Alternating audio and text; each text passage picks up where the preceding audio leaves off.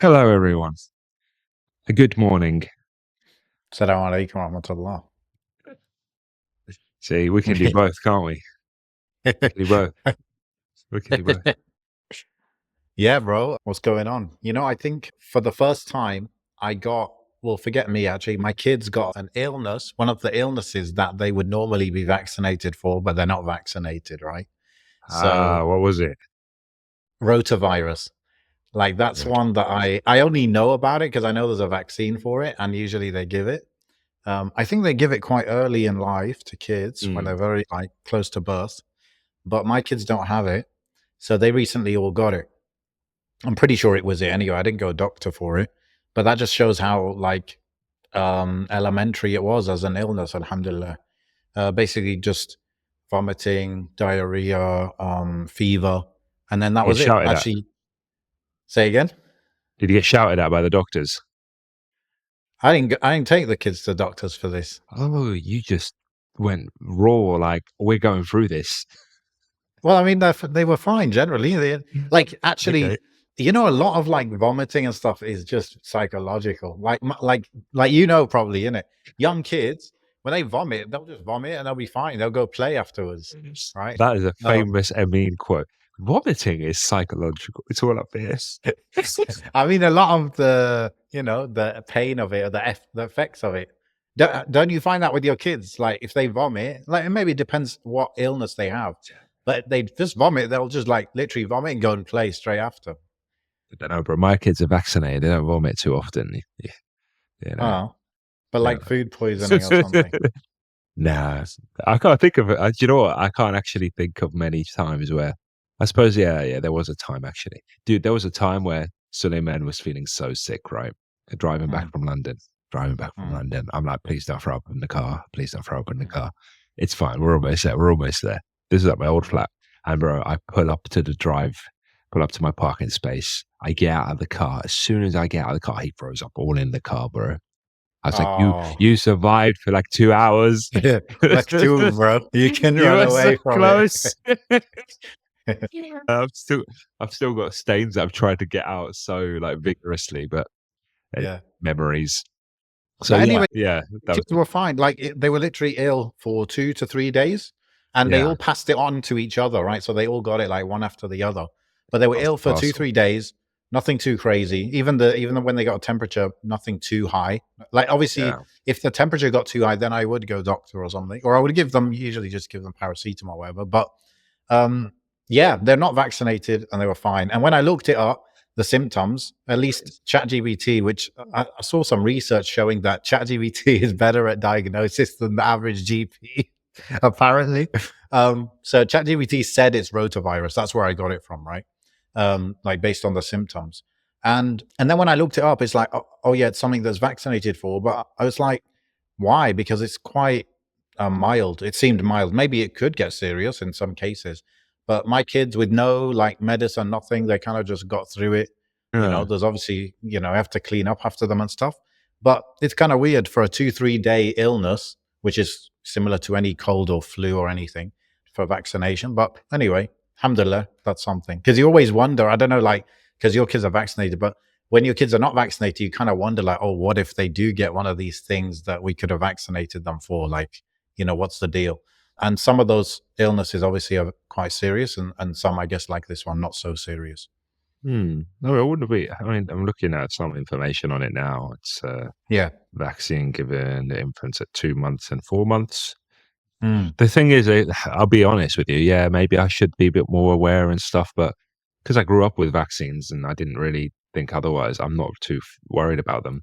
So Yeah. anytime they've had a scheduled vaccine, I've just sort of taken them to it, you know, Yeah. as with many Yeah. parents, as with the mainstream, I believe. Yeah. Now, we spoke about the COVID vaccine during COVID, and I was very pro back and then, and now I don't. That didn't age very well, did it? but back then, I was like, just do it, man. But I came from a place of biased authority because obviously I was into Trusting the research. institutions. Yeah, but I also came from a place of at the time my dad was really sick and I didn't want him getting ill. So like I was struggling to even see him, and it was the lack of vaccines and vaccinate people were like really that fear and stuff. It's just like, well, people Yeah. aren't dying. Drop. And even now, look, I'll be honest. Like, yeah, there have been complications reported, and there's been even like compensation discussions and stuff. But the large majority of people haven't just dropped dead. But doesn't discount obviously the risks that were Well, I think the associated with. COVID vaccine is separate from other vaccines. Like, I think the Yeah. COVID vaccine, we could kind of say definitely a lot of them, because there are different ones, but a lot of them were not put out in an ethical way, probably, right? Mm. But the other ones, I think, is completely different. And there are a few good books that are kind of balanced books on the topic of vaccines in general, Yeah. for any parents that want to read them. But anyway, most of my, and then I got, by the way, I think I got rotavirus off the kids after that as well. But I just spent my time that like transitions me into this topic of like, I just spent a lot. It's like I took 2 weeks off work and I've just been reading about Syria. I've been Nice. like, I've been diving deep into this thing. Wow. Go on then. What have you learned?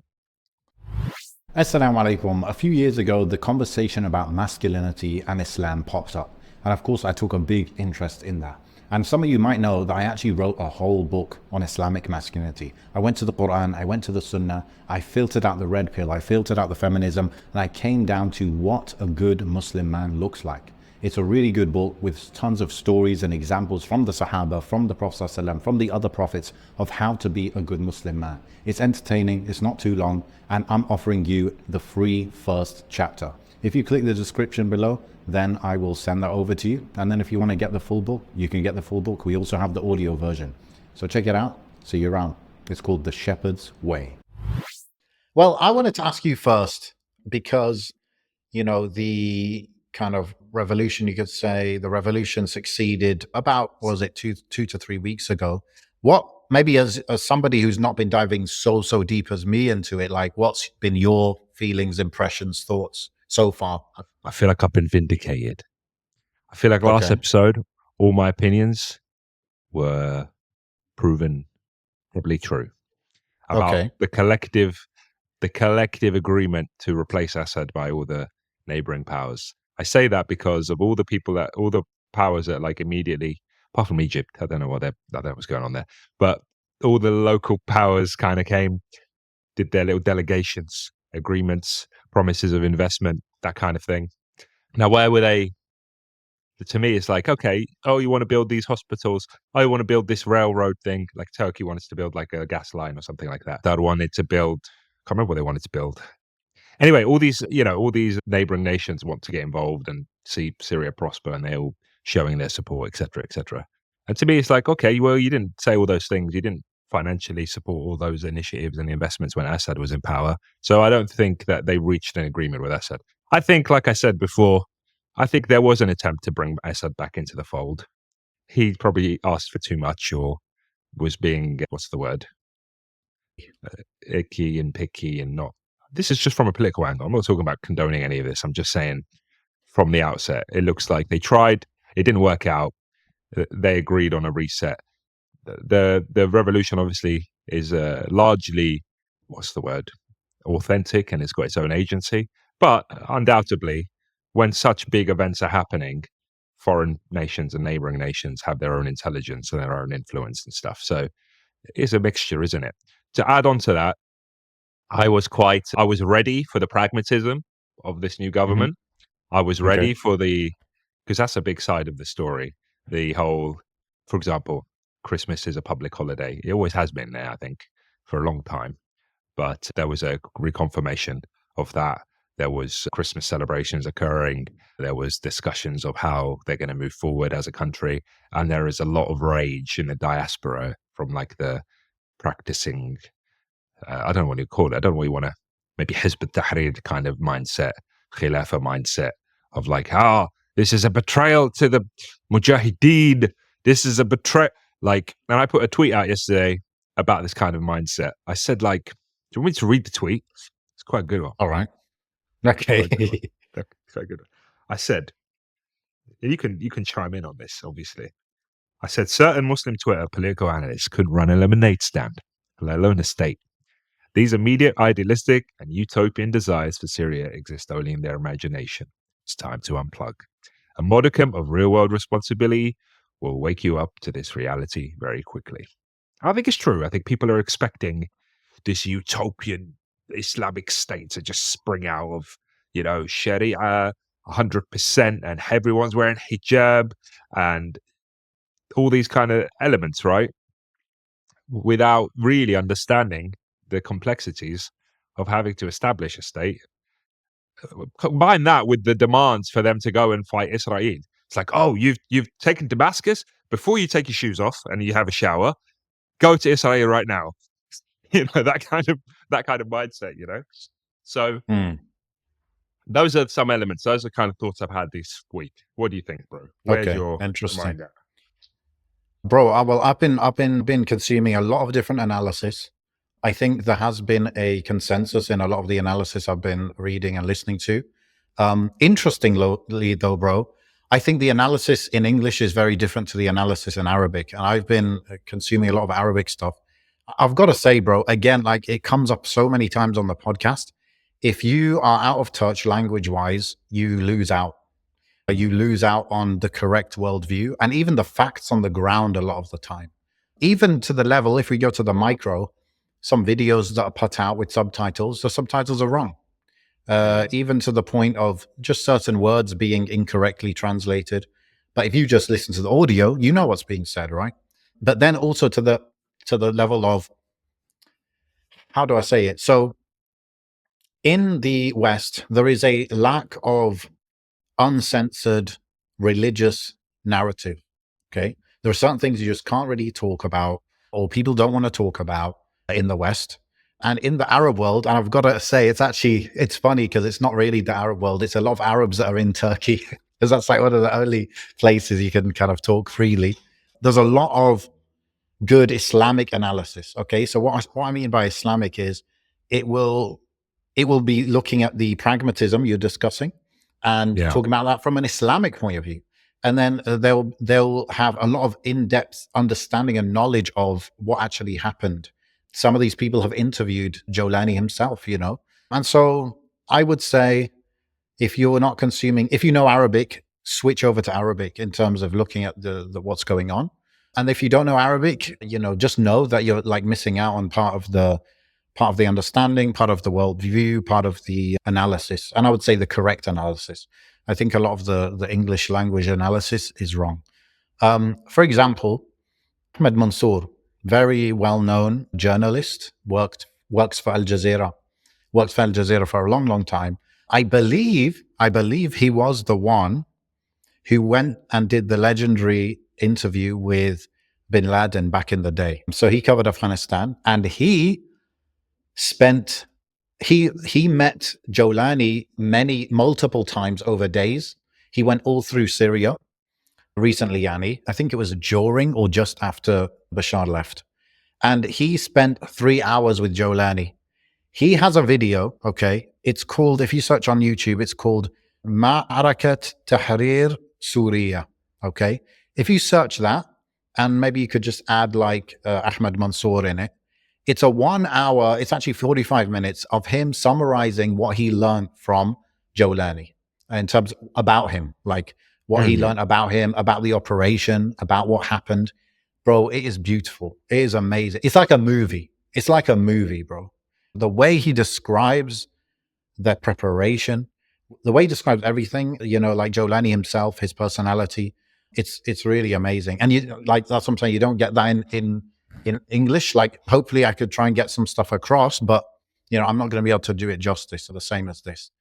So yeah, I would just say like a lot of the analysis in Arabic is a lot better. What you said about the powers, their involvement or non-involvement, yeah, I've learned about that as well. And again, there seems to be consensus on this, even that nobody actually knew about this or was ready for it.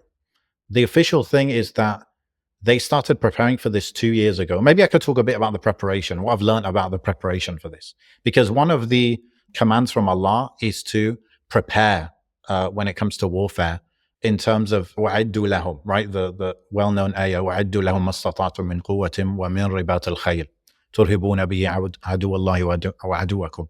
So the preparation was insane, bro. What they did, okay, because these brothers, they were in a corner of Syria where they kind of had, from 2016, 17, they had their own corner of Syria. They had Turkish outposts there, and this was part of a treaty done. And so they had a little bit of stability after being bombed and so much and kicked out of Aleppo and stuff. And they established a whole government. They established courts and everything. But interestingly, in terms of the preparation for the battle, they established a military college. They established special forces college. And what was the other big thing? And also reconnaissance kind of capabilities. So they developed like an actual, they professionalized everything, you could say. And, there's a lot of groups that are, united under this one banner. And instead of being united across lines of groups, which caused issues in the past, they started to become aligned based on their speciality. So there were people who were specialized in reconnaissance, in special forces, in drone operation, in heavy weaponry, in light weaponry, all of this stuff. And they started like learning, right? And actually training as a professional military. That's where the discipline comes in. And all this comes under the title of وَأَعِدُّوا لَهُمْ, right? And prepare. So they also had tactics, like full military strategy. And Ahmad Mansour talks about how Jolani was studying Salah ad-Din and studying so many military strategies. And he said one of the things you find in the consensus in military strategy is that any fortress or fortified area, it has a weak point. And so it's about trying to work out what that weak point is. And if you get that weak point right, so if you identify a weak point and it turns out to actually be a weak point, then you can win the battle. And so they identified a certain weak point in Aleppo, and they took advantage of that. They used special forces basically to go through a very narrow mountain pass where there was a command center, and they just took out that command center. And now, because firstly, command center was disrupted. Secondly, now that narrow pass, which most people would assume you wouldn't attack through that narrow pass, they were able to go through there. And so they were able to attack them from the side they didn't expect. And there's a lot of tactics like this, On top of that, they decided to first, they sent people on motorbikes into the center of Aleppo. And it's a bit of a, very dangerous mission. A lot of people expected to, not to come back from that. They sent people there to attract attention to the center of Aleppo, and then they attacked from the outskirts of Aleppo. So there's a lot of preparation. So when, part of the explanation of this is to say like, wow, like that's impressive. But secondly, when people say, oh, so-and-so must have been involved or helped them or whatever, this negates that a little bit when you look at the level of preparation, a couple of years of preparation and a level of professionalism that wasn't, previously used in this context. So I thought that was really interesting, man. And, we've seen the videos of the drone operators, of this and that. There's a lot of stuff that we didn't see as well.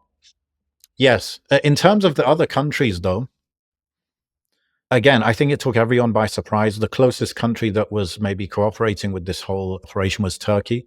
And they were okay generally with some sort of attack, but they didn't expect it to be taking the whole country. And also they weren't okay with the timing. So they were kind of playing catch up. Everyone was playing catch up. And now when you see countries sending delegations to Damascus to meet the new authority there, they are just playing catch up, and they're trying to work out what's going on. Who are these people? What are they thinking? Or what are their plans? And basically, let's get a piece of the pie. Because we've been left behind, we don't have a choice now, right?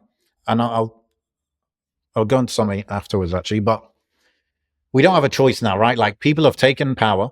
There's no one really competing for that power. They're in full control. We now don't have a choice. There's only two choices at this point. Get involved with them, try and, get a lay of the land and try and then influence them whatever way, that way. Or like actually attack them, right? Which it seems like maybe Iran is trying to do that after they kind of withdrew. They seem to be trying to cause issues for them by people allied with them still in the country and stuff. So those are the two options. So I think all of these countries, the US, the UK, Germany, Jordan, who else was there? Saudi Arabia, even Qatar, because I don't think Qatar had much, communication with them before. They're playing catch up, and they're just like, look, these are the new guys in town. We need to have a relationship with them. If we do like what Israel did, where it's like first chance you get, you attack them. Well, now you have zero influence on them other than militarily. The only way now you can influence them is by, bombing them. So they prefer not to do that, obviously. So that's what I've understood from a lot of the analysis, that everyone's playing catch up. Everyone's trying to be like, oh yeah, very nice. Another interesting thing that happened since we spoke last episode is that a lot of the positive stuff that people are saying, oh, it must be supported by the US because of the positive press. I think a lot of that positive press has turned more neutral / negative. I think one word, there's a word that's been repeated again and again. It was repeated by the UK delegation, the US delegation, Blinken meant multiple times, the Jordanian foreign minister. Who else? The UN as well, is the word inclusive. They all, everything that they are saying that they want to do with the new Syria and how much they're eager to help, it's always got conditions and stipulations on it. Yeah, of course. Yeah. And that's basically how they're operating, where they're like, look, you're in power now, so we don't have a choice but to engage with you. But it's kind of like a threat, actually, the way they talk. It's like, yeah, we're really happy, we want to help, but must do this. So that's why, that's where the pragmatism comes in, where you have to get them off your back while still, being true to your mission and stuff, and obviously focusing on the priorities. But yeah, that word, if you look at like the press conferences of all these people that I've just listed, you're just going to hear that word: inclusive, minorities, inclusive. And this is the playbook of the colonizer, either the colonizer who's just leaving or whatever situation. This is the playbook to enforce these things. They don't actually care for the minorities. They just know that that's their hand in the country going forward. So even taking them off the sanctions lists and all of that, taking off the terrorist list, all of that is conditional on certain things. So I think that's been made pretty clear as well. Yeah. So I wouldn't talked a lot, understate but the yeah, conditions. there's a lot of. There's going to be conditions all across the board. I think that's what a lot of people who are quite reductionist in their analysis of the new government in Syria are missing. Conditions, external conditions that need to be taken into account, and stuff that's going to be imposed on the country if they do certain things. And it's a very fragile condition that they're in anyway.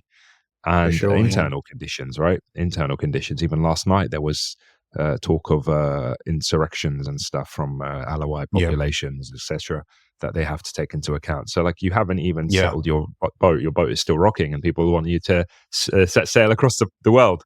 But I think, sure, I would be somewhere in the middle between both of our arguments. I think. Only because, like, I've worked in intelligence. Okay, I've worked in gathering intelligence in the sense of even on a low-level policing scale, right? So the intelligence that you just gather from a city, from people, inhabitants of a city, are so basic. Some things are so basic, like such and such person was wearing such and such on this day at this time. That's just a piece of intelligence that you would think, why is that relevant? But they'll record it. It's just recorded on the police system.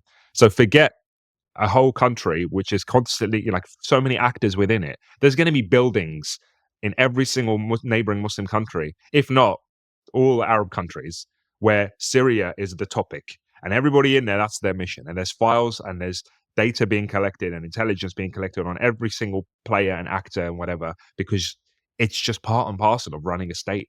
It's just part and parcel of running a country. Information is everything. So there is even reports. I mean, I don't know how true they are, but there's reports from Iran saying that they warned Assad that this was going to happen, but he wasn't interested. He didn't want any help, blah, blah, blah. I've read some reports like that. Either way, I would be very, very surprised that nobody knew something was cooking. But to what extent, that can be debated.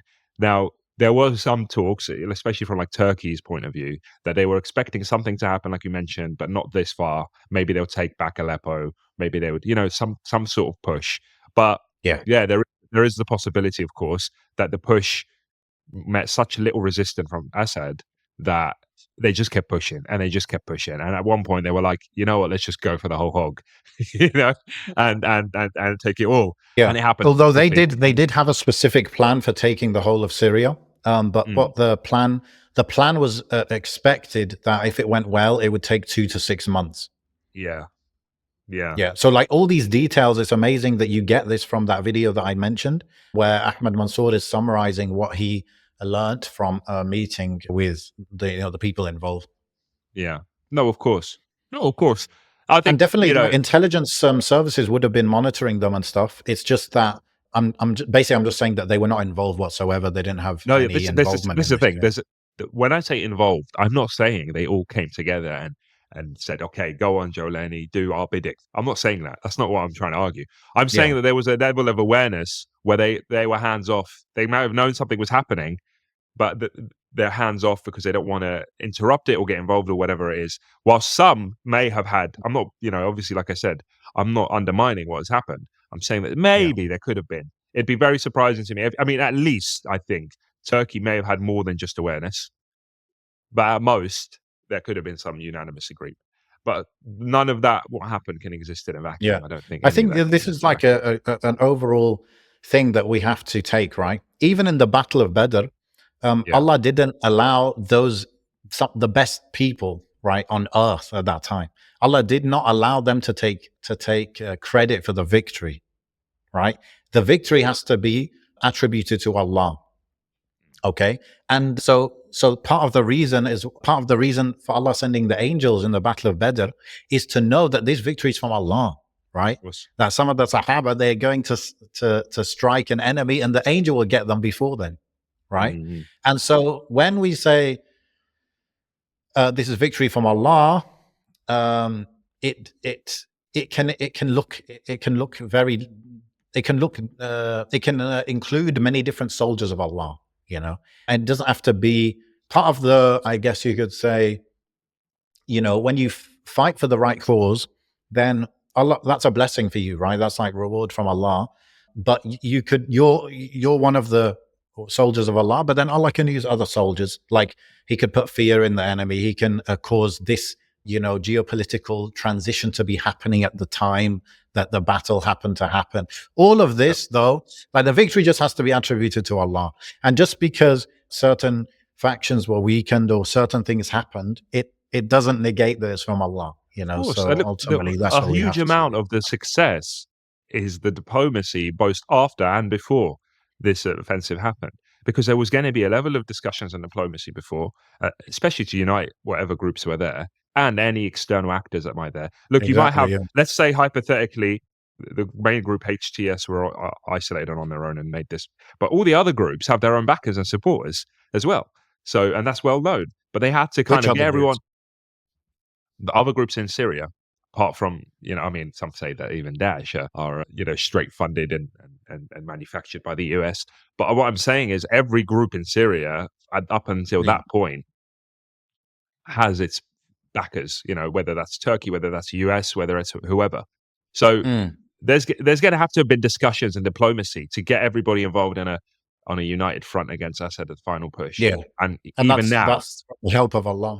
Yeah, of course. This is what I'm saying. Like when it comes to preparing, there is more than just what I'm saying. Is people get very excited, big bazookas. Yeah, and I think this is it. This is what I'm saying now. The phase that we're in now, in the same way it started, is the same way it's trying to be settled. Is that people's most boring bit? They're like the armchair revolutionary, let's go fight Israel people, right? Their most boring bit. Right, it's why the Taliban got very bored after they took over Afghanistan. Some of them, remember those reports where they're like, "Oh, I have to work in an office now." Like, I'm bored. Like but this is it. This is what building a country is. It's not warfare 24/7. Like, think of this, bro. Put yourself in a practicing Muslim shoes in Damascus, okay? Because I remember a little bit of this in Tunisia pre-revolution. You can't grow a beard. You're on the watch list if you go and pray Fajr or any prayer in the masjid, especially if you're young. You can't even like give any sort of dawah because you'll be seen as, and you've got nothing to do with extremism. You've got nothing to do with violence or whatever. You just want to live a normal life. Forget dawah, forget YouTube videos, forget speaking about the religion. You're just so scared that you're on this watch list and something's going to happen, you're going to be kidnapped. And just the removal of that and the ability to pray, to speak about Islam, to go and to attend lessons and lectures, to pray Fajr in the masjid is such a victory that anyone asking for an unrealistic or idealistic more than that, or demanding it, let's say, without appreciating the achievement of just being able to do those things and set a foundation of knowledge and ilm and Islam for a population, is just completely taken aback and completely taken for granted the Western privileges they have. Okay, I've seen people in Europe on Twitter, obviously, diaspora, who are so comfortable with this freedom of speech element that they have, that they often use and abuse it against the Muslim world. Like the ideology that Western Muslims have grown up on with this kind of freedom, they're abusing it, and so much so, some people are abusing it to the detriment of Western Muslims in the West, so that things that were being said can be used against us to show that we are not contributors of the society that we live in. Like there's these arguments. Some people are like, these are obviously extreme arguments, but I'm talking about the narrative of like, I don't have to obey the laws in the West because they're not Allah's laws. Okay, I don't have to do this. I don't have to do that. I don't have to stop at a red light. I can cheat people. I know they're extremes, but it's all from the same tree, this thread that links to this kind of narrative. So when they'll look at the Muslim world, they'll say, well, you should be utopian Sharia. You should be the utopia that I dream about every time I put my head on the pillow. You should be the utopia that I tweet about every time I get online, while I pay my taxes to the governments that are committing a genocide or that are slaughtering Muslims across the world. I expect perfection from you that I wouldn't expect from myself. The same way that your hand is forced to pay taxes, your hand is forced to go to 9 to 5 every morning, your hand is forced in so many things, yet you go online and tweet about the perfection you expect from the Muslim world, is the same pressures that they may have that you don't know about. The drop or ocean of knowledge and awareness you might have that a Muslim country has. Let's take Syria, for example. The drop in the ocean of awareness that you have of the conditions they face, the outside actors that are pressuring them, the pros and cons that they have to weigh up. If we go this path, we're going to anger these people. But if we go this path, we're going to anger these people. If we go this path, we're going to create these threats. If we go this path, we're going to create these threats. Like no decision in statecraft is ever going to be perfect. You tawakkal ala Allah, and you go for what's closest. Like Putin actually said recently in a press conference, he said politics is the art of compromise. Absolutely. No, and and you're agreeing with Putin? Well, there you go. But he's a shaitan that is obviously, look, as much as he's experienced, shaitan, his experience is beyond anything, and that is what people lack. Actually, wallahi al-azim, bro. Like I said it again, and I say it all the time. Like I was one of those guys that just used to think like in absolutionist terms. Like it just makes sense. You follow Quran and Sunnah, and you implement Quran and Sunnah, and everything will be fine. And then when you actually have a family, and when you go out in the real world, and I don't know, you work in a real job where you're looking after people, and it's life and death, and you have to make quick decisions on your feet, and you have to think about the pros and cons. And if I do this, this might happen. But if I do this, this might happen. You realize actually you're almost sometimes shooting in the dark, shooting an arrow in the dark, hoping to get as close to the bullseye as possible. And that's all it is. It's like, yes, you hope to get to the bullseye as close as possible, just like we do every day. How much of your prayer is 100% khushu'? But you would tell someone you need to have 100% khushu' in your prayer. So you can easily point the finger and say, Ameen. Next time you pray, it needs to be 100%. You focus on Allah subhanahu wa ta'ala. But in your own prayer, you think about what you're going to have for dinner. You're thinking about what you forgot to do. The deficiencies are there. So maybe I'm going around in circles trying to explain it, but you get the point. Yeah, definitely. I think, I know with me, I find myself having good assumptions of certain people in positions of leadership and not so much for others. And I think that's based on, just what I've seen, some of the actions. And it all comes down to if from their actions, they seem to have, good intentions, and those intentions have been applied in certain ways, then you could just assume, like you said, they're juggling all these different, agendas and just trying to do the best thing. And, you know, I was talking to my friend yesterday about this, you know, even in the context of Erdogan and current context of Syria and stuff,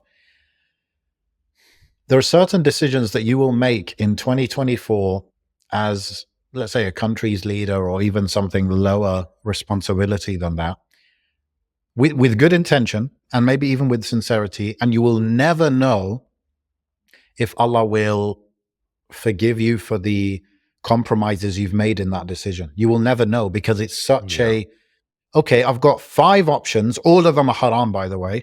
Okay. No, I've of got 5 course. options. All of them are haram, or maybe not haram, but like, let's say out of the 4 options, one of them has no compromise, but it does have a big mafsada element, or like a big damage that might be a consequence of it. So I've got 5 bad options. None of them are like great. And like I said, you will literally pick the, with a good intention and trying to be sincere that this is the best one, and you'll pick it. And because they're all haram in one way or another, you will never know until you die or until Yawm al-Qiyamah whether Allah forgave you for the haram element because of the situation you were in and how you were trying to ultimately do the best thing. You will never know. And that is the difficulty that such people find themselves in. But again, nobody being in that position, right? Nobody being a leader, it's also a sin on everyone, because fard kifaya, for someone to be the leader in this situation and to make these tough decisions. So it really is very, very difficult. I wouldn't want to be in that situation.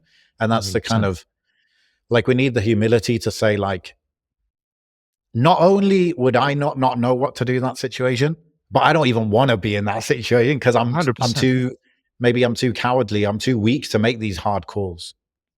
You wouldn't know, like, you just wouldn't even know the extent of how many factors there are at play, and all of that rotating in one person's mind. I mean, it's obviously a whole team and a whole collaborative Yeah. effort, but generally speaking, you know, one person should know everything that's happening.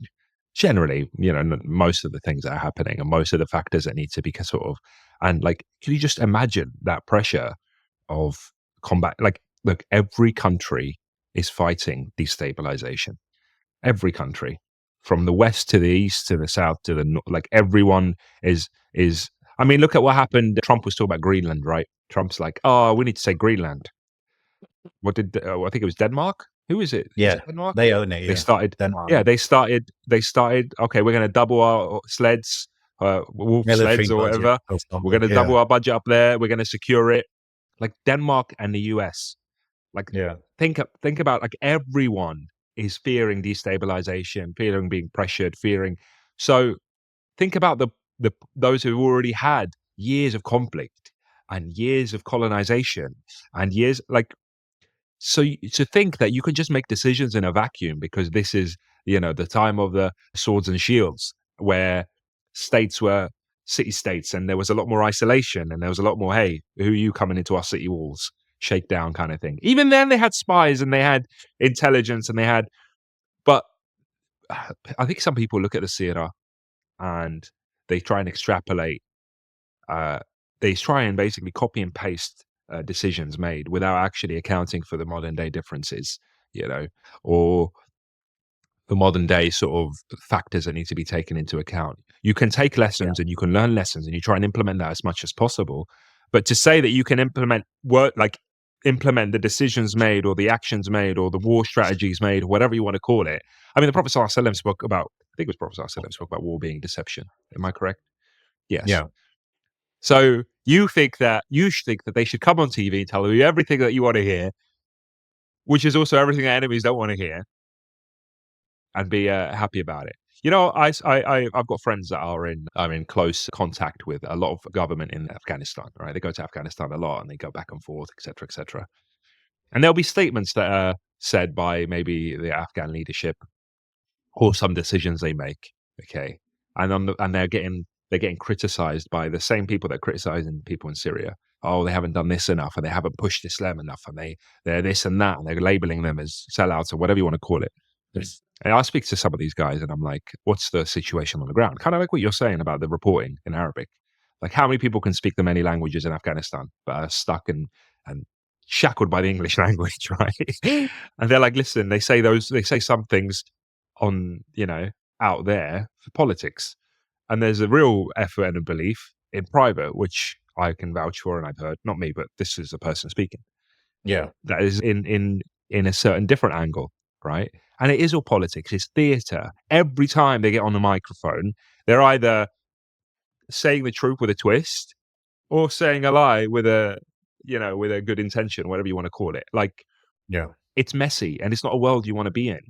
It's cutthroat. And the moment there's an element of weakness or someone's got something on you, you're cancelled and exposed in a way that you've never seen before, Yeah. But these people that you're up against, it's not like they pull punches, They'll go all in for their interests, for their agenda, They're not going to hold back whatsoever.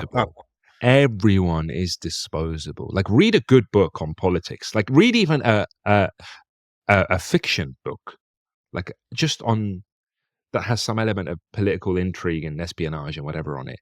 Like, you are not worth saving. Like, nobody is worth. Think about it. Those decisions people have to make, decisions that are very complicated.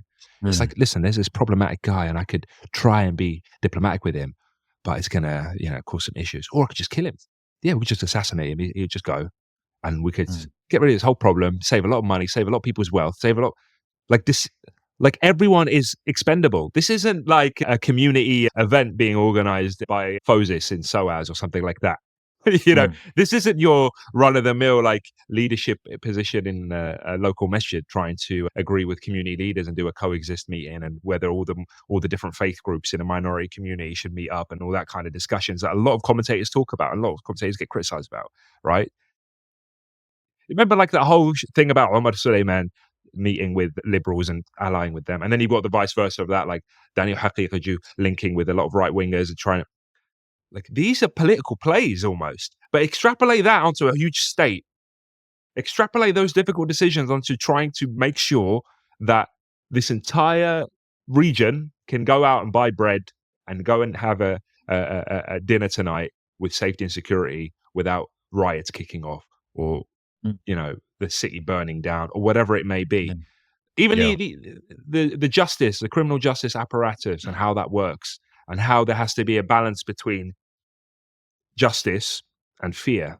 It can't be too lenient. That it obviously, a lot of this is ingrained in the Sharia anyway, but just on an objective level, it can't be too lenient that people can get away with anything, and it can't be too harsh that it's a police state and it's, I want to know what you're thinking and what you're tweeting and what you're discussing and where you're praying and who you're praying with and who you're having coffee with and where you get your money from and how far do you go? What does the Sharia say about that kind of intelligence? What's on your phone? What's your digital footprint? Where's the threats coming from? Suppressing a threat before it becomes a threat. Yeah. That's why, you might hear some of this stuff, that there are certain people who are on the they're Muslims, they're very pro-Islam in Syria kind of thing. 100%, yeah. And they've been put in prison to shut them up. Why is that? Because I'm not saying right or wrong, but I'm just saying that if you think about it, you've taken power, you're trying to sort things out, you're trying to no doubt you're trying to implement Islam at the same time as getting people off your back and getting justice served and so many things, right? Reconstruction and all that, trying to do all this at the same time. And then you have certain people that are like originally from your support base who are they will not stop, right? Because they believe maybe this is Nahyan and Munkar or something, that they believe that they will just keep criticizing you and trying to shout that as loud as possible. So although you and them might have the same end goal, the way you're trying to achieve it, they don't agree with. They're not going to shut up. And that could cause issues and in a very fragile situation. And so technically, it's not good to shut them up in that way. But what's alternative, Yeah. And also the people that are shutting, I ask myself. And there's another element, the people that you're doing all your things for you, let's say shutting people up, you don't control those people 100%. You're basically one man trying to control the ocean. the waves. Mm. Now, you may have Mm. some influence with some barriers and some this and that, but when that water starts flowing, it might go in the general direction you've told it to go, but it's not exactly going to move the way you want it to. Maybe sometimes the wave is too harsh, or maybe sometimes the wave Mm. is too soft. Like you are, Mm. you know, you've hired people before. I mean, let's bring it down to the micro. You've hired people Mm. before. People have worked for you. You've wanted, you've Mm. had a vision in your mind for what that you want them to achieve. Ultimately, you're held accountable for everything that happens, right, in your business or your company. But that Mm. micro level, okay, I'm giving you a task, and that person is giving his underlings a task, and he's giving their underlings and their teams and their foot soldiers, whatever you want to call it. And somewhere down the line, one of those just goes a little bit too far, or a team of them go a little bit too far, or the person you've told to do something has an interpretation as a little bit too much because he's eager to please, right? Or you've just had a Yeah. bad day and you've also made a crap decision, let Mm. alone where Mm. it was just Idlib or Mm. wherever. That look, Yeah. I can't speak because I Yeah. don't know. But what I'm saying is, wherever I do try and analyze, I try and keep all of this into account. And this is across the Muslim world, and even in the Western world. Wallahi, even in just the world in general, politics in general. I look at a decision that's made, and I try and extrapolate that to the decision makers, the teams behind it, because I've been in those places, Akhi, where the police are all this, and then you're in the room, and you're like, ooh, he's not happy about this, and he's not happy about this, but this is something that guy up there wants done. And it's the elements, bro. It's just the Mm. elements that are at Yeah. play. But you'll never know Yeah. that if you're Mm. never in a position of leadership. Yeah. Yeah. Yeah. This also got me thinking a lot about revolutions in general, right? Mm. And it made me, it's kind of depressing, bro, that if you think about it, in Algeria, I don't know why, but you know, when in Algeria we overthrew the French, we got rid of the French colonizers. In Arabic, we call it thawra, right? The revolution. But I always think of revolution as more of a domestic thing, not getting a foreign power out. But anyway, call it the thawra, right? Okay. As 2025 rolls in, a lot of us think about what we accomplished in the year before, 2024. What was it for you? Did you do what you wanted to do? Did you even know and have a clear plan of what you wanted to do? Well, let's make the next few months and the next year completely different with a free, full guide on how to crush your goals. What this does, it helps you beat procrastination. It helps you beat not having clear direction and clarity in what you want to do. It helps you beat the doubts and the self-talk that pushes you away from accomplishing what you really want. And it helps you with distractions as well. It's a complete guide end to end. I didn't really take anything out of that you would need. So go grab it now by clicking the link in the description. You know, I realized like it was a failed thawra, even though it's obviously much better than being colonized. But what we actually did was we got rid of France and we ended up with France's dogs, or whatever you want to call it, ruling over us until today. So it's not complete, you could say. It's much better. It's actually amazing compared to other countries and, you know, the freedom that we have to practice and stuff. But it's not a complete revolution because ultimately we're trying to free ourselves from France, and France still has its grip on us via its proxy people or whatever, if you like. So a revolution is not that moment where somebody takes a flight to whatever country or someone gets killed in the sewers or whatever. Or so that's not the moment.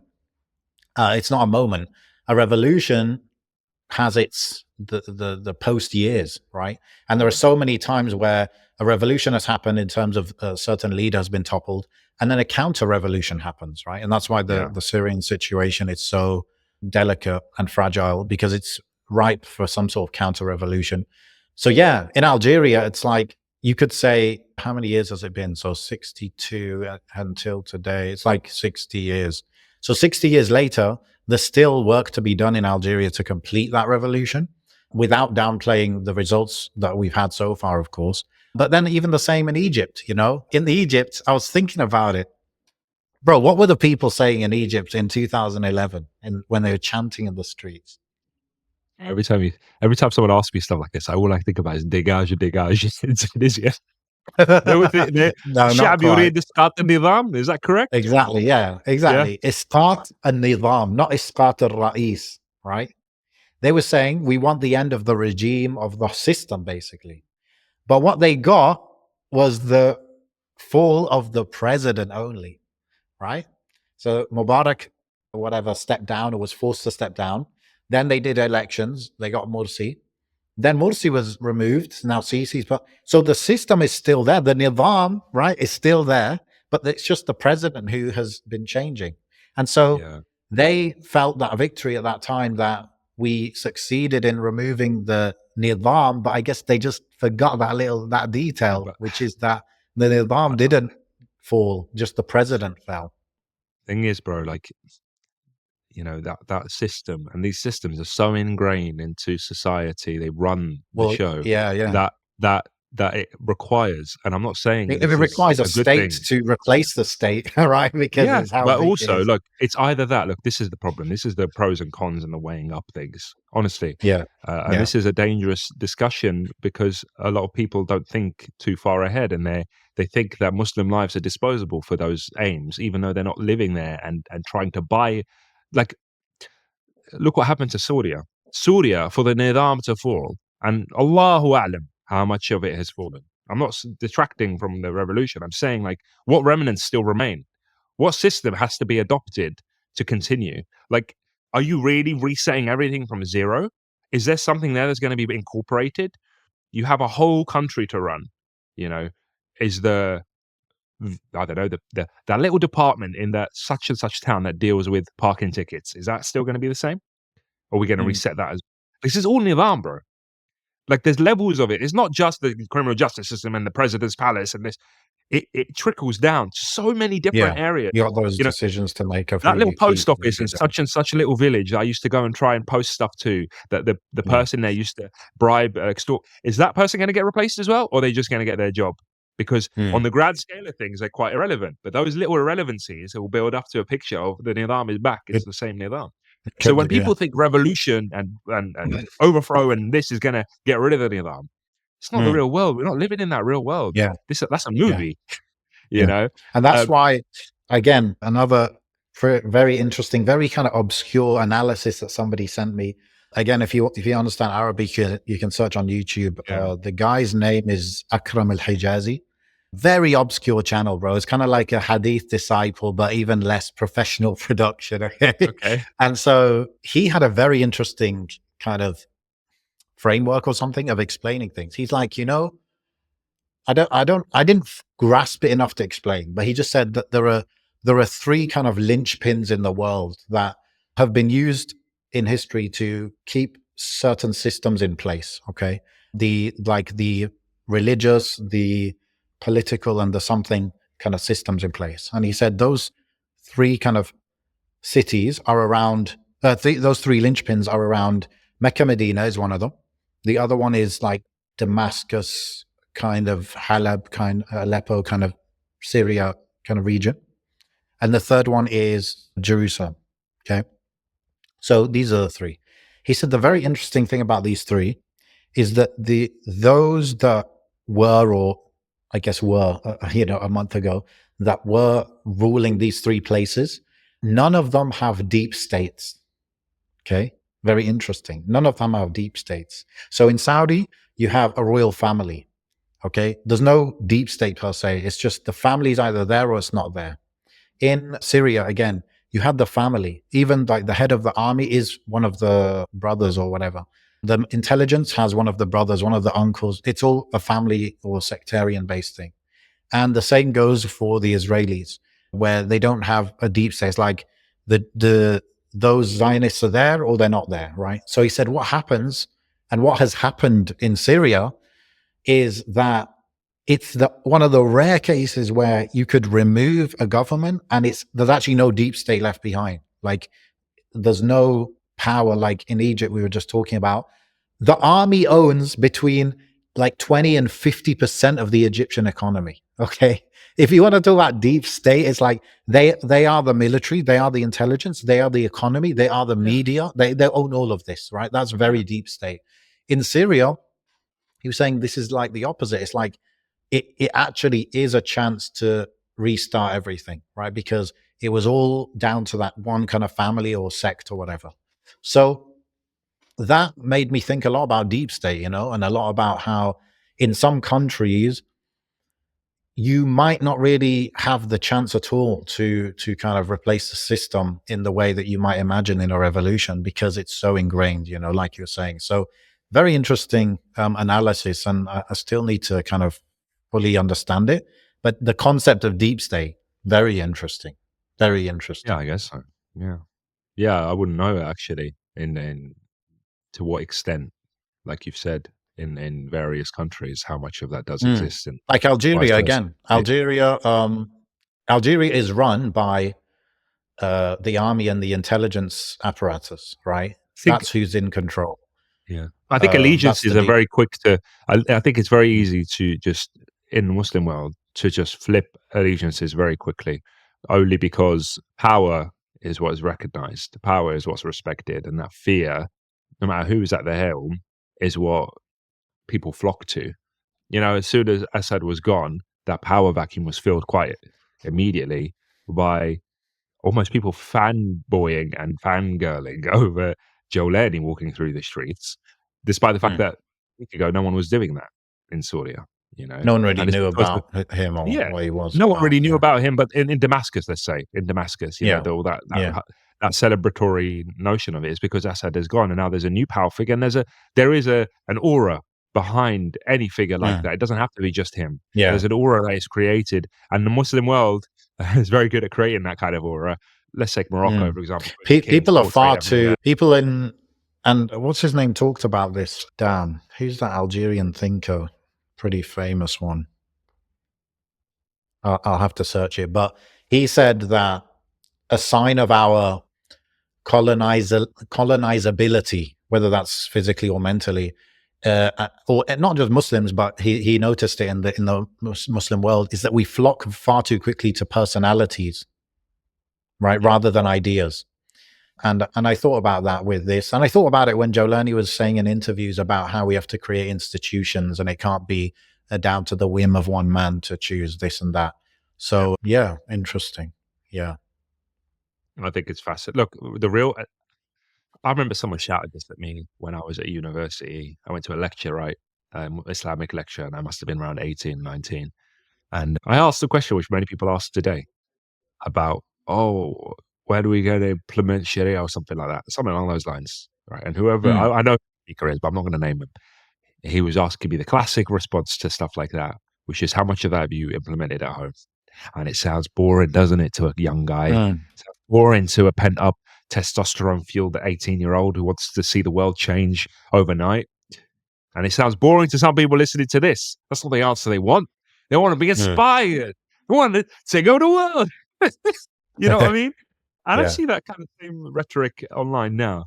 But no, it's true. Like, the true revolution, as boomer as it sounds, the true revolution is the groundwork that a lot of Muslims are putting in terms of their deen, in terms of their religion, in terms of spreading the knowledge, in terms of practicing their deen, in terms of implementing that into their children. Because that is what happens when a vacuum is eventually revealed. What fills it in is whatever's prevalent in the society. It's like just open a hole up in your sink and all that water floods in, kind of thing. Right? As long as there's a plug there, then there's a barrier.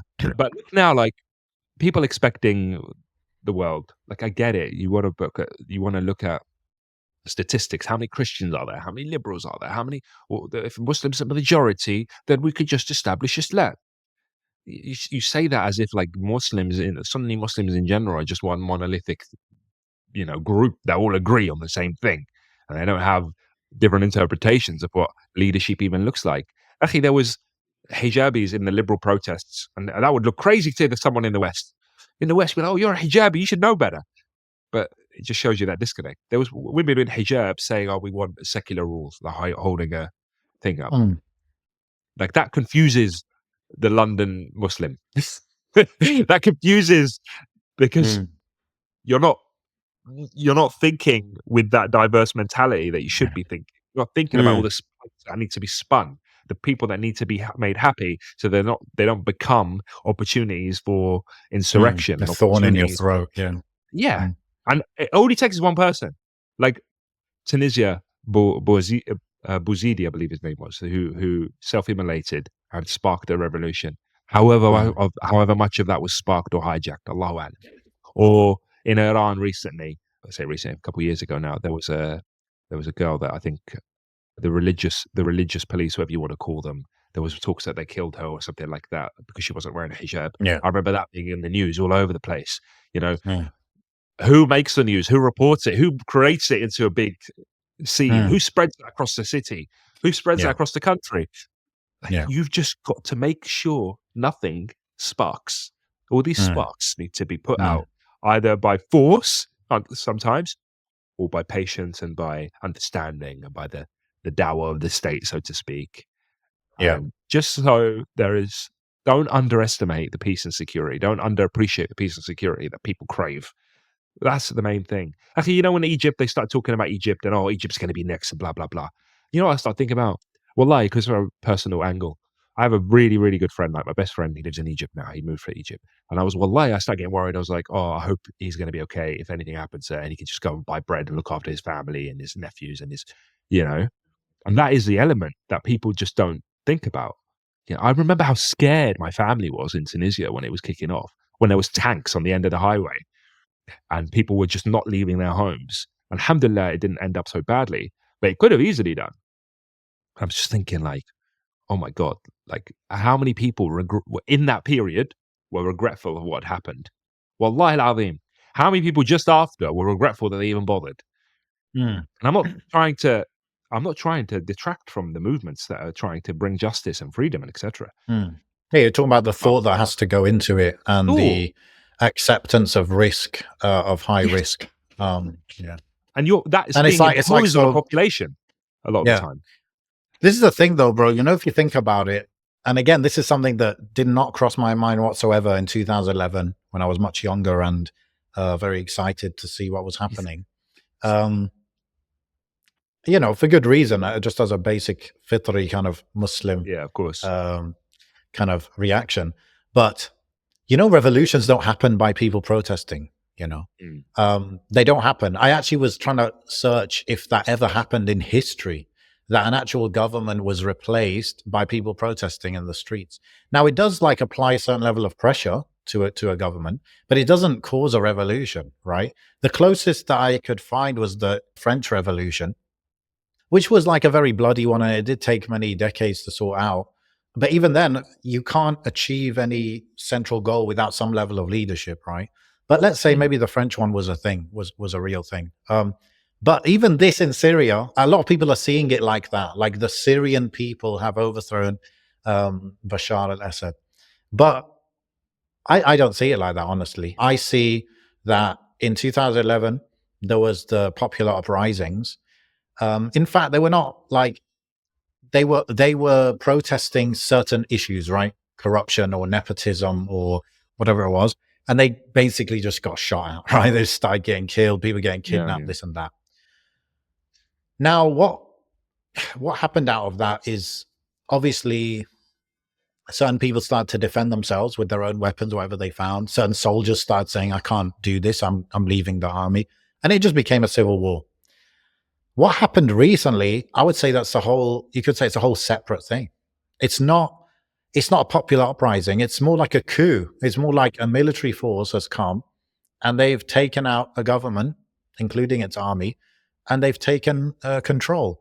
I know there were people in the streets during this march to Damascus, but ultimately it was all down to this group of few tens of thousands of people who have the weapons and who have taken power, right? So I'm not downplaying the people who sacrificed, the people who are in the streets, the people that did the media and did the. I'm not saying that, but all I'm saying is the point that without these guys with weapons marching on the army, physically coming into the presidential palace and taking things over, having those calls with the prime minister to negotiate his surrender and all of that, without that. And why would someone surrender unless there's a guy on the other end of the phone with a gun in his hand, right?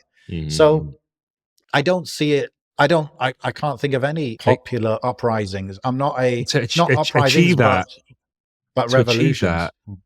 Just to add on to that, because there's a dynamic to this. To achieve that, they had to separate themselves from the society that they are trying to change. Like they became their Yeah. own enclave, their own thing. Yes, exactly, You know, exactly. And that's why to people achieve give that. the analogy of like Medina and then Fethu Mecca and all that. Absolutely. But to say that you can be amongst them and in them and do that is, you know, is insane. Like it's the same with Afghanistan.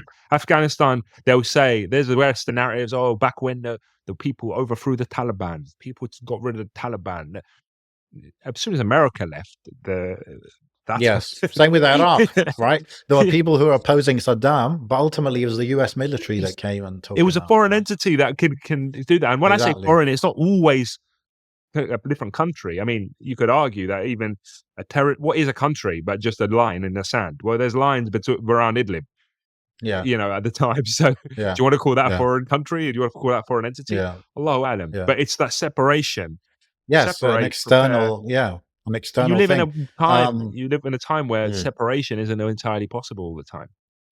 Of course, Just, yeah, of course. you know. But Yani, this is generally the prophetic model, right? The seerah. Yeah. If you're following the seerah as a model, there is that. There is the hijrah. You know, there is the concept of the hijrah and moving to a place where you can be organized, you can have a level of autonomy. That's why and Turkey stuff was like so that. important there, bro. Because look, you've got this separation entity bordering Yes. Turkey. Now, as soon as Israel Yes. saw a separation entity coming close to its border, it thought, Yeah. attack, attack, attack. Turkey could have Yeah. easily gone down that narrative. Oh, these are a threat, Yeah. an unknown entity, they're a threat, attack, Yeah. attack, attack. Yeah. But no, there was Yeah. diplomacy there, Yeah. you know, and Yeah. they saw something in them that's going to be Yeah. to Turkey's interest. Yeah. Yeah. And I think that's where Turkey played the biggest role, where they said, Exactly. I mean, he denied this, okay, publicly, but some people had said that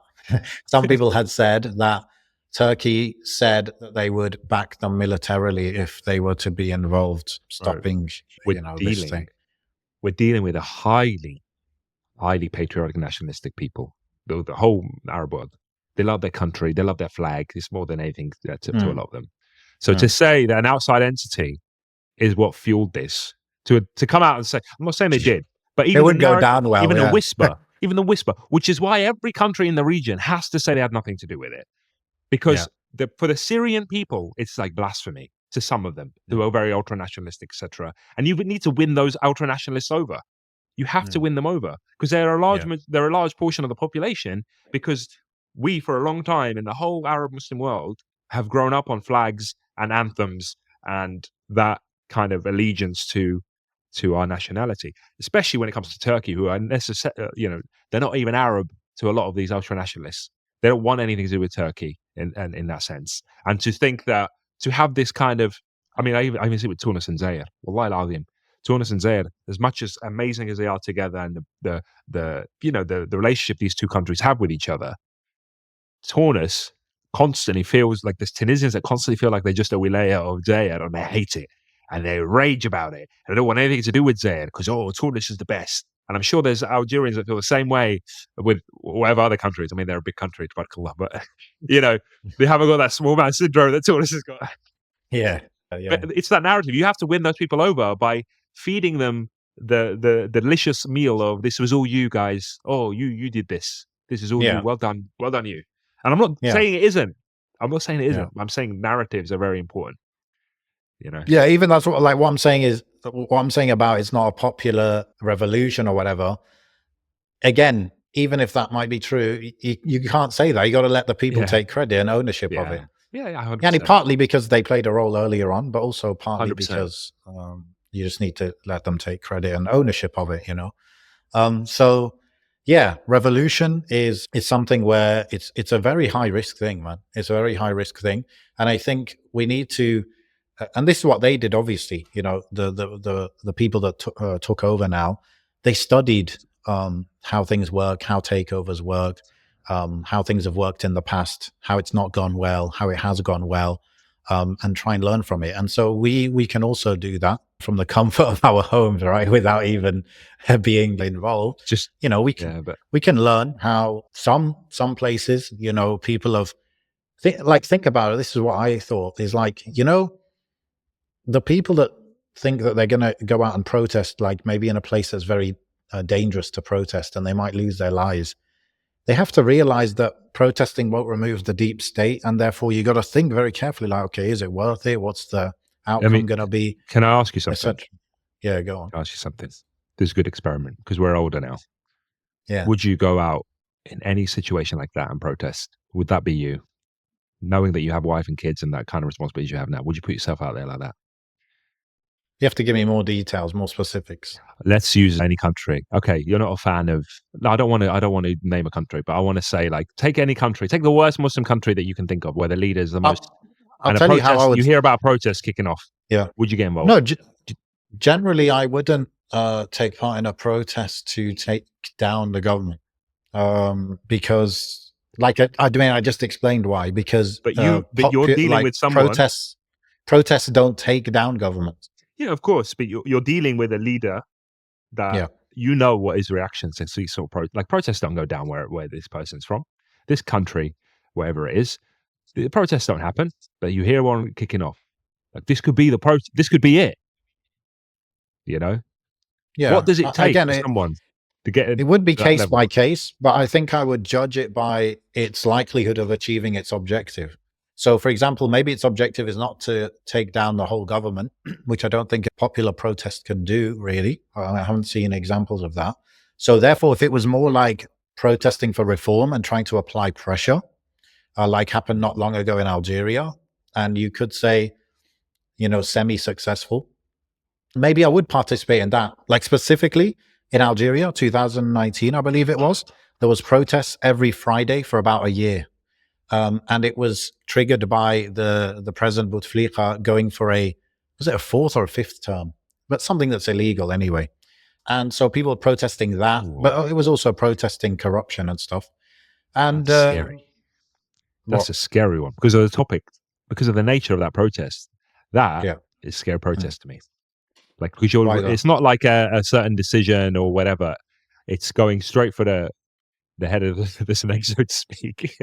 Like, no, but it wasn't saying that we don't want to change the government. It was just saying that he's doing something illegal, and this is a symbol of the corruption in our system. At least keep pretending we have this fake democracy. At least don't let that guy, who, by the way, his brother, to a large extent, yeah. I'm not saying I would, but I'm just trying to give you a real life example where that was like, it was achievable because they actually caused so much disruption. Like, a lot of the, judges, even, they got on of it. The judges started to strike, and a lot of different, I think, government people that work for the government started to strike as well over it.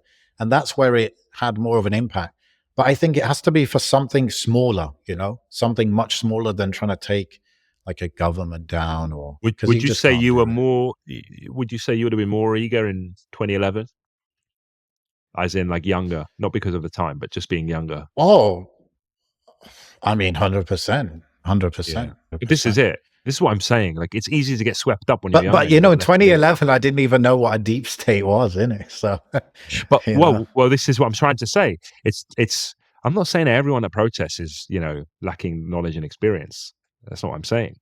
But being younger generally makes it easier to be swept up in whatever's happening. And that's protests across the board, not those that want freedom and not freedom, but Islam and the things that we agree with, me and you. But even the other side of that coin, those who want liberalism, those who want feminism, those who want whatever isms that are out there.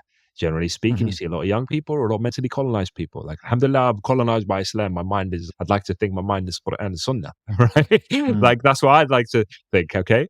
So when you're older, and you got a wife and kids, you got family, you got even the younger, bro. Like, when I think back of my younger self, I'm like, oh, that's what my dad always told me, to be quiet and to stick your head down. Because I could have easily wrecked him and his life and an extended family. Like, it's all, you think you're young and you got nothing to lose, when actually you got so much to lose, and you just are not appreciating the stuff that you have to lose. Yeah. But that's why you have to think, that's why when you want to take such action that we're discussing, you have to consider, yes, might get a rubber bullet to my temple and die. Yes, like that might happen. Is it worth it? Like, you have to think about these things, bro. That's what I'm saying. The commentators in the diaspora, it's not their temple that's going to be hit. It's not their children are going to be kidnapped. It's not them that are going to be. Okay, I thought we were talking about us physically, though. No, it's the same thing. Like, it's the same thing. It's some people criticize people in the Muslim world populace for not doing Yeah. anything. Now, that's Yeah. what I'm saying. Would you have done something in Algeria? Would I have done something in Tunisia when I was there? Well, do I even, like, England is different. Like, people protest like it's a given thing. The mentality of protest and revolution, whatever you want to call it, in the rest of the world isn't the same as here. They give you that right here and they say, go on, get hired, go knock yourself out. We'll facilitate for you. Just tell the police what time you're going to be there and we'll organize it. Bro, you think that even here, it's all a facade. Akhi, you think these protests are all. Akhi, I've been in the rooms where we're organizing the protests with the protesters. I'm in the police. Well, okay, so this is the route you're going to take, right? This is the route you're going to take. Don't go here, don't go there. We're going to chaperone you all the way to wherever you want to go. You're going to do what? Yeah. 2 hours, 2.5 hours? Yeah. You got food and water? Okay. Is the sun's going to be out? It's going to be quite hot. So look how these. Like, do you understand? Like, and then some people in the Muslim world who want to protest look at that and go, oh, look at the West. Look, they're so good. They just protest. They let them protest. They let them shout, scream. They can do whatever they want. Democracy is amazing. And then you've got, well, no, why would we lie to you and say that your protest is going to change anything? Yeah, no protesting. No, not allowed. Like, there's two sides of it, right? And like you said, none of it really does it. None of it really achieves it. Biggest protest in the UK didn't stop the Iraq invasion, right? So far too much money to be made, bro, to be stopped by a protest. Far too much. SubhanAllah. So yeah, bro, I think I don't know. I personally have to study protests more, but just now I'm thinking maybe for more localized changes that you want to happen or you want to like really express there's a levels, certain isn't there? thing. Maybe on the local level, maybe. Even, I remember there was some talking about in Algeria, like, okay, everyone complains about Algeria, how it's being run and the corruption and this and that. But on the very lowest level of government, you elect those people, right? So why don't you come together, get a good, honest candidate, and those people could win. And maybe they could, just clean the streets a little bit, just do a few things better. Like that is something practical you can do. They're exactly like, I saw a video in Algeria. Obviously, me and you are sending each other over memes on Instagram. I saw one. I forgot to send it to you. Oh, I'm so annoyed. It was an autoroute, right? Highway. You might have come across it. Highway. Okay. Yeah. Not highway. Motorway. Sorry. And actually, like 3 lanes in the motorway. Okay. The third lane, between the second and third lane, there is a street light. Right into the middle of it. You see that one? Yeah. Like straight into the middle of like someone's wrapped some tape around it. Say, hey, there's a street light in the middle of the motorway. It's not in the in the split between both lanes in the sense of the north lane and the south lane. It's not in the whatever they call it. I forgot what they call it. The middle parting that splits 2 lanes. Yeah. It's in the road. The road, just sticking out of the road. Yeah. And the video starts someone actually driving, and because of the color scheme, it kind of disappears in the background a bit. You don't see it until you're right about to smack it. Bro, that's a protest. I'd get people down to the Beledia, bro. I'd be like, get rid of that thing. Someone's going to die. Like, I reckon that would actually stuff work. Like that exists. But stuff like that does exist. People think that the Muslim world is so suppressive and whatever, and then nothing ever happens. Generally, I've seen stuff like that. I've seen stuff like that in Morocco. I've seen stuff like that in Tunisia. I've seen those kind of protests over issues as opposed to, it's got to live up. Everything's got to go. And that's where it gets dangerous. So, look, this isn't detracting from what happened in Syria, because Syria is way too far gone to go back. Syria was 14 years or so of war, and like if you're like you said, if you really are expecting change, that's the route 9 times out of 10 it has to take, unless the president gets told and there's a coup. They get told, hey, you should take this flight out of the country for a little bit till things settle down a little. He leaves, he now comes back. From what I understand, bro, that is what a revolution or a coup looks like. It's a smallish group of highly organized people. They come in one day overnight, put a gun to the president's head, tell him, take a walk, go to the top generals in the country. They probably have to go, right? And then the next day, the rest of the population wakes up with a new government, right? That's what happens. Well, like communism, right? It's all about the people. It's all about the poor people and the farmers and the peasants. But the communist revolution, the Russian Revolution, it happened with a small group of organized people who came and took over. And, they proceeded to starve and overwork tens of millions of people. So it's a bit of a contradictory one. But what I'm trying to say is, from what I understand, and it'll be cool to discuss further with someone with a lot of insight and history, that what happens with replacing people of power is other people of power would come over and take over. So, yeah. Yeah, and that's the whole part of this discussion was just about trying to, how do you replace the state, the deep state element of it, and that's it. Mm. Like that's the difficulty, because one could say to me, well, protests got rid of Ben Ali in Tunisia, but he didn't get rid of the state. Like he left, Exactly. but it's the That's state the that kicked point. him out. That's the point. Yeah, that's the So that's what point. we're trying to say here. Even in Libya, they physically had weapons, like the people that took over, that took Gaddafi down and stuff. They were actually had some sort of leadership, some sort of organization. They had the power, the weapons. But what I learned is that when they took over, they didn't know how to run a country, so they handed over the reins to the old guard, right? The old guard, and that caused issues. Although, from what I understand, like the western side of Libya is decent right now, but they still technically they're at civil war because the eastern side is taken over by a proxy of XYZ country. So things to learn from for sure. What are some of the contentions people have? I mean, you mentioned one of them being that they're not like implementing the full Islamic system straight away. About that, bro, I think it's interesting. There's real Islamic scholarly discussion on what must happen straight away. Yeah, gradualism, what must happen straight away, what mustn't.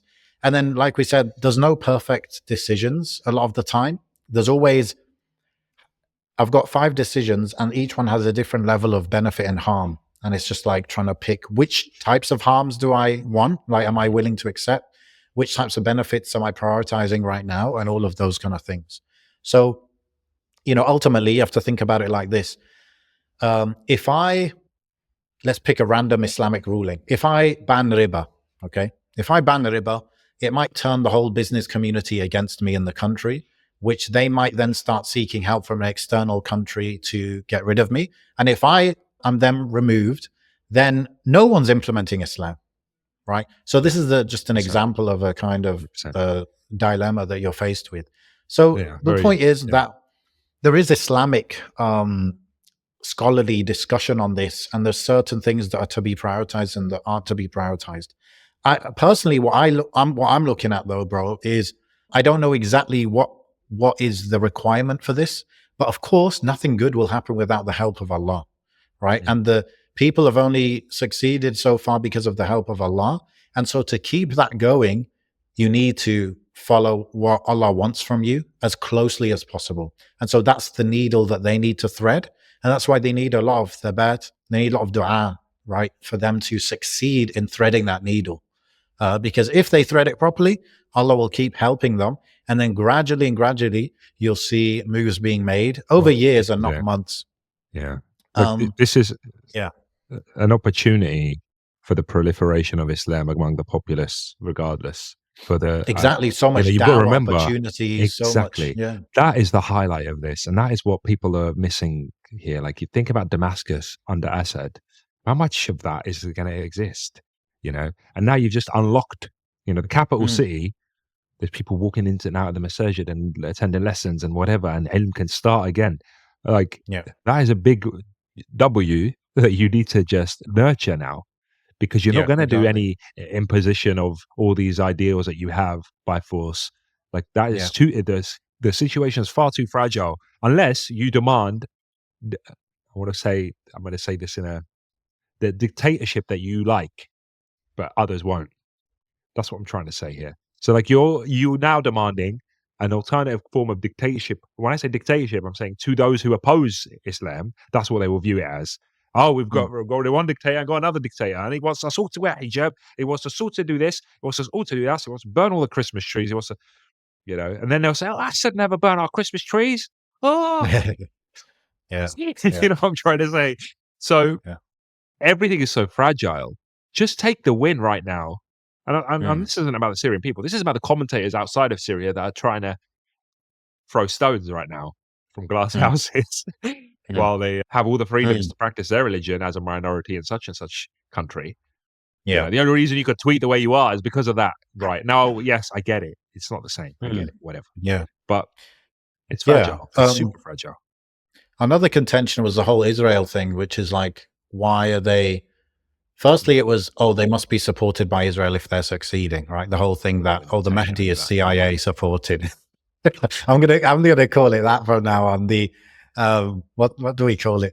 The Mahdi CIA agent fallacy, right? If something's successful, must be Mossad, must be CIA. Oh, tell me about So it. I think it should be debunked for most people because, and this is what many, analysts have said, is that the reason Israel is doing what they're doing is not because they are on the side of those that have taken power. It's because they fear those that have taken power. They fear that they're Islamic leaning. They fear that they are a new government, an unknown entity that they don't have previous agreements with in terms of, okay, are we safe from you or not? Blah, blah, blah. So it's the fear that has caused them to do that, and the apprehension and the, not knowing what's going on. I think that should put that whole thing to bed. But then you have the question of, why are you not pushing them back? Why are you not either attacking them fully or physically pushing them back? And I think this is just an area where, as armchair critics, we have to accept that we don't know as much as someone who's been running a mini state for years, and who has scholars around them, and who has different people of experience around them, that has maybe the Turks advising them and stuff. We don't know. So it's a matter of ijtihad, and we can't really weigh in too much on that personally. Bro, it's the same. Like, it's like, it all comes down to whether you assume they're trying their best or they're not, they have a bad agenda. Yeah. That kind of is the decision maker, whether you're like understanding or not tolerant at all. He stated words to the effect of, if we're not attacking Israel, so they've got no justification to attack us. Okay. And people say, that's a sellout thing. And that's the same as all the other Khaliji countries. They don't attack Israel. And that's why they say that Israel exists purely through antagonizing others. It justifies its existence by saying that they're always threatened and everybody around them wants to kill them. And that's why even the discussions of October 7th, they'll say, there's reports that they knew it was going to happen, they let it happen. Like, there's those kind of reports flowing around, right? Well, Allahu Alam. But what I'm saying is, they've always justified their existence by saying, look, rockets are raining down on us. We need more money. Yeah. We need more funding. We need to expand. And there's two ways you can deal with that. You can either feed into it, like Iran did. We're going to rockets. Rockets. We got rockets hitting us. We need to give us more money, America. Yeah. So you're inflating it, or you say it.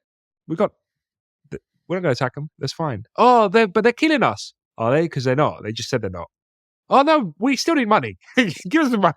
So how do you battle them? And there are extremes to that. There are, you could say the normalizing was the other end of that spectrum. We're definitely not attacking you. Shit, like, it's fine. So where do you go? Do you go like, super, no, we're at a war right now? Oh, look, they're attacking us. We need to nuke them. And when we nuke them, we can take them and expand because we need our borders to be safe. Or you could. So where do you go in that spectrum? So he only did what he can do, which is, look, we're going to attack you right now. We're building a country, No, but he could attack. He could attack, but it's just the decision that they made. So, it's up to them. Okay, but what does attack mean? It means you've just lost everything that you've built because it's so fragile. But that's the downside. That could be the downside, definitely. But I'm just saying it is a decision, isn't it? It is a decision. 100%. I'm not saying that. They all have that decision. Everyone's got these decisions on the table. Exactly. But you can immediately see, if you're, this is why I don't understand how shallow some people can be. And maybe they are really just 14-year-olds behind the screen. But you can immediately see the domino effect of any decision that you want to take, Mr. Basement Dweller. He's sitting there, I need to do all this and I need to do that, blah, blah, blah. Give me a visa too, Like, give me citizenship. And what is citizenship? And why is there borders? And why haven't they? So I saw one, Akhi, who said, this was before they even took Damascus. someone tweeted, right now, Joe Lenny should go give bay'ah to the guy, I forgot his name, sorry, the leader of Afghanistan, and establish a caliphate right now, right second. And I was sitting there like, why do I do this myself? Why am I scrolling on Twitter, bro? Why am I doing this? This was even before Damascus, like, you know, Allah. Yeah. Yeah. So, that's what I said earlier on is I personally wouldn't want to be in the situation where I'm making those decisions. But if you would like to, then, maybe you should do all the work that these guys have done over the last 13 years. And then maybe you'll be in that situation. And the process, that work and sacrifice would actually put you in a position where you might make similar decisions, actually. I get it, because I think there is this understanding that if I do everything 100% Allah wants me to do, then Allah will make miracles happen. If I took a country tomorrow and it was I just established Sharia law 100%, Yes. then tomorrow, like, miracles will happen. Nothing. We're impenetrable. Yeah. Yeah, that's true. That's actually true. And you should be seeking the help of Allah. But we're not talking about being like I said about, so the example of riba, right? Removing riba day one. And that causing a counter revolution from another side or whatever, right? Let's just hypothetically. So Allah wants you to ban riba, but Allah also wants you to keep control over the country and not turn it into a secular whatever. So Allah wants both of those things. But right now, those things, you can't kind of choose both, maybe, right? So that's actually, it's the choice of two things that Allah wants that are mutually exclusive. You can't actually pick both. And also, with that, Akhi, it's the longing for what was once the caliphate or the Islamic law, whatever. If you were living there now, and I'm not talking about Rashidun, I'm talking about like the Ottomans, for example, or the Mayyids or whatever. If you were living in that time, you'd be just as critical as you are now. And it's 100%. 100%. You'd be sitting with the Ottomans, you'd be like, why do you got mustaches? Right? They're all kuffar. Like, that's what some people would say. Right? Do you understand what I'm trying to say? But in retrospect, you're like, they're the best thing ever happened. Look at King Faisal, okay, of Saudi Arabia. People will say, he's the best one. It was the best one. Best one he ever had. But people living in that time would say, they make comments, they criticize it. When you're in it, you'll see all the faults. Yeah. But when you're looking back, it's rose tinted glasses. Everything was amazing. That's what we need. Yeah. We'd go back to that time. Yeah. And sometimes it's those details that make all the difference, right? Like, interesting thing my friend told me the other week, he's like a historian, basically. He's doing his PhD in history right now. He was saying, the whole Arab revolt against the Ottomans, what's his name? Sharif Hussein and all that. So Sharif Hussein, somebody who led the Arab revolt against the Ottomans in when was this? Early 20th century? Yeah. I think was it 1908 or something like that, right? So my friend said, Sharif Hussein is labeled as a traitor to Islam, a traitor to the caliphate and all of that.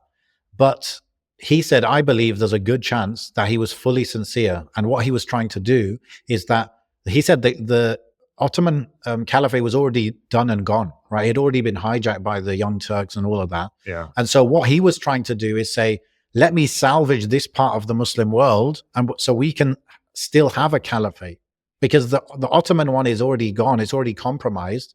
So let me set this up.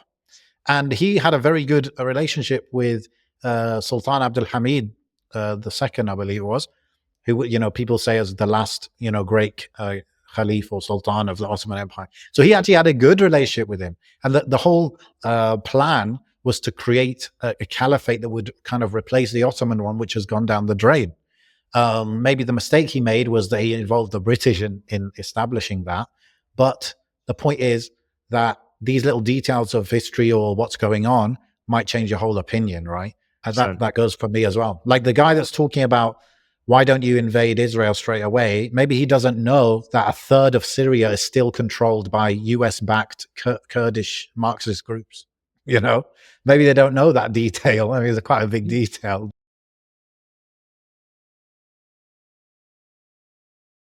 But maybe they don't know.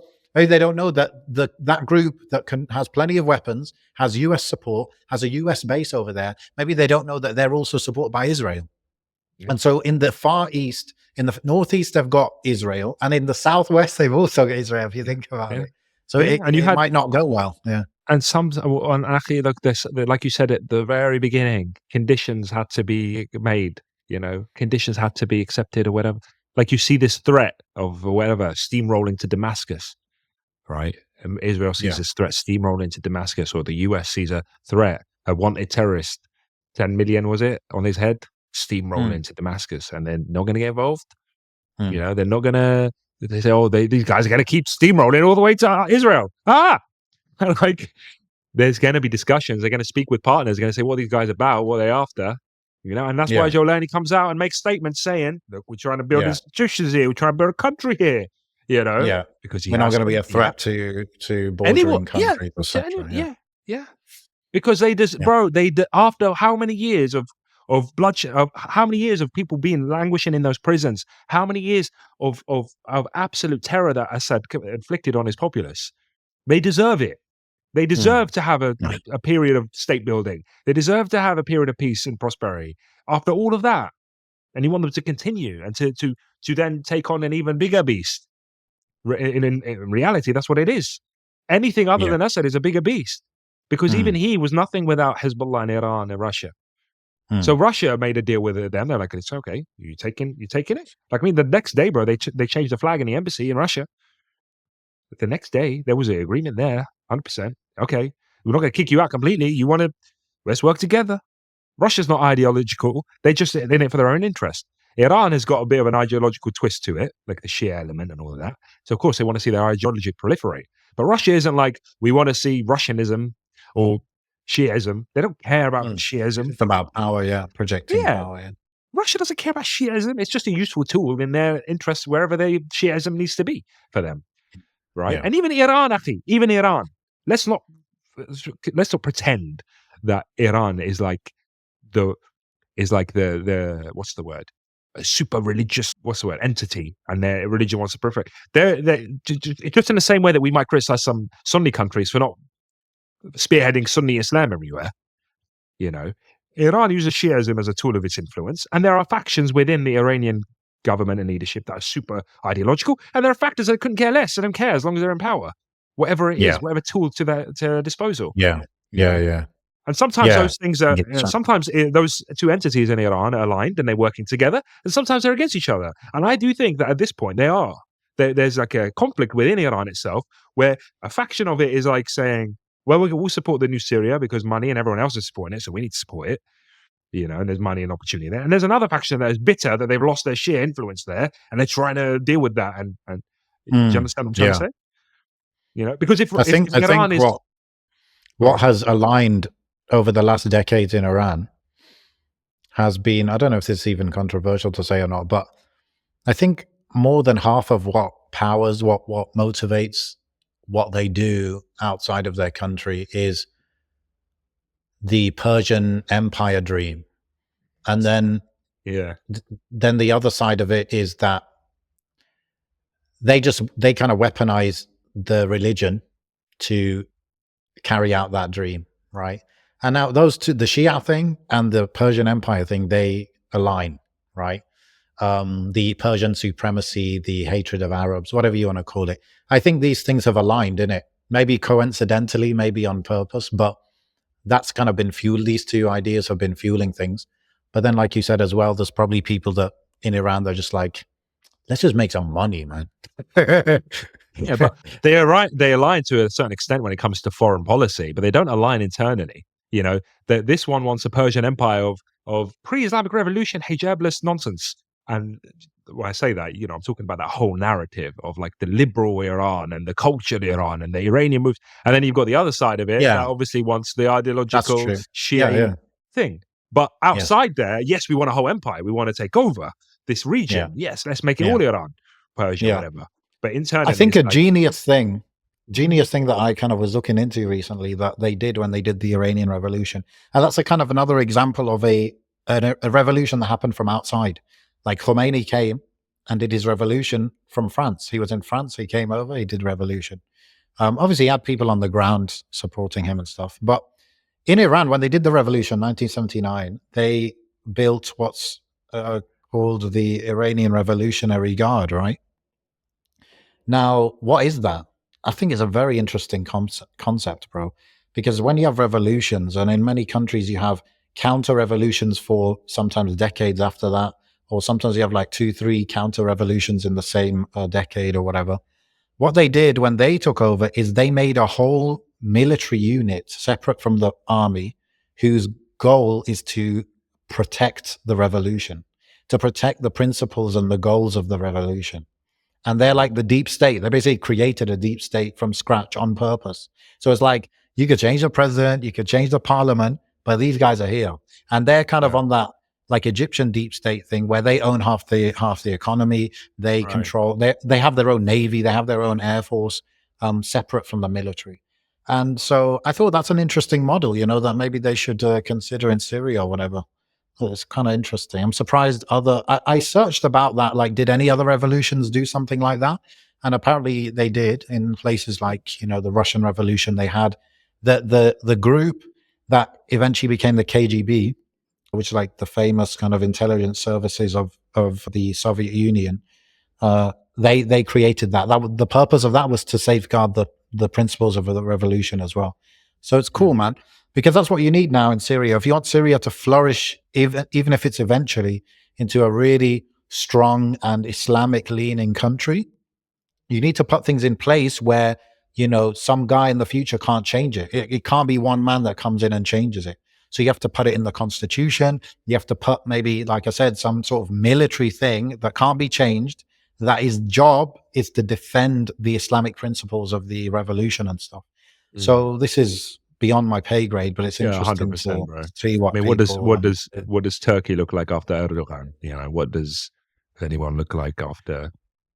All these countries where their leaders don't remain forever. Yeah, and that's why it's so important that the populace. That's where the hard work is. The populace, the dawah, the small scale stuff, the everyday, the conservative nature of the individuals and the conservative natures of the communities and conservative natures of the regions in Saudi, in any country, in any Muslim country. That's what remains beyond any leader. It's what's passed on between generation and generation. Basically. Yeah. Very interesting stuff, man. I think we all need to think deeply about some of the stuff we've talked about. I'm so glad, bro, that I don't tweet. Like, I just don't tweet. So it's like the only place I have to say dumb things is on this podcast. So I'm there. Yeah. But yeah, there's a lot to learn. I think that's what we should all take from this. There's a lot for us to learn. And yeah, if you know Arabic, definitely check out some of those cool sources. And yeah, subhanakallahumma wa bihamdik, shadu an la ilaha illa anta, astaghfiruka wa atubu ilayk. Assalamu alaikum wa rahmatullah. Right.